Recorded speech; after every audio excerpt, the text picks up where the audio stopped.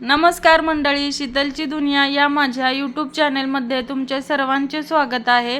तर मी रंगपंचमीसाठी माझ्या माहेरी गेलती, तर तिथे रात्रीचा खूप मोठा पाऊस पडला। तर माझी मुले त्या पावसात भिजत होती, त्यांना असं पावसात भिजायला खूप आवडतं।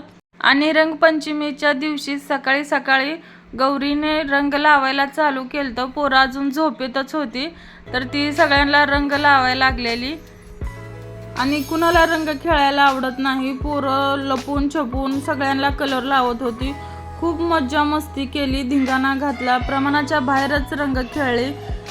तरी मी ह्या वर्षी एवढे कलर खेळला नाही, कारण मी वहिन्यांना खूप कलर लावते। तसला काची कलर असतो ना, तो लावते, कारण तो लवकर निघत नाही। पण ह्या वर्षी आमच्या घरी लग्न कार्य आहे, माझ्या भाचीचं लग्न आहे आणि उद्या तिचा साखरपुडा पण आहे, त्यामुळे आम्ही जास्त कलर खेळलो नाही।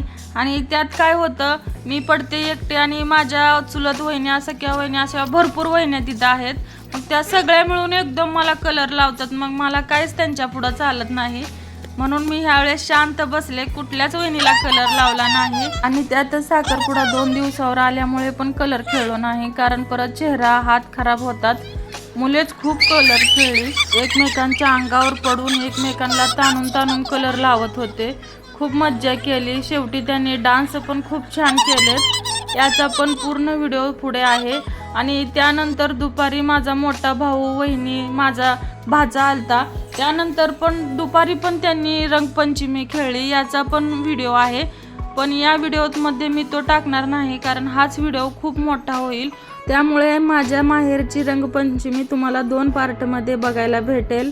आणि हे रंगपंचमीचे व्हिडिओ खूप छान बनले आहेत, कारण पोरांनी तशी मस्तीच खूप केलेली आहे, त्यामुळे हे व्हिडिओ तुम्ही पूर्ण बघा। तसेच आता उन्हाळा सुट्ट्या पण सुरू होणार आहेत मुलांच्या, तर आम्ही कुठे कुठे फिरायला गेलो उन्हाळा सुट्टीत आणि कुठे कुठे प्रवास केला, कसा उन्हाळा सुट्टीचा एन्जॉय घेतला, तसेच आमच्या घरातील लग्न कार्य कसे पार पडले, याचे सर्व व्हिडिओ तुमच्यापर्यंत येतील। त्यामुळे माझ्या चॅनलला कुणी सबस्क्राईब केलं नसेल तर नक्की करा, आणि तुम्हाला माझे व्हिडिओ बघायला आवडत असतील तर कमेंट आणि लाईक पण नक्की करत जावा। धन्यवाद।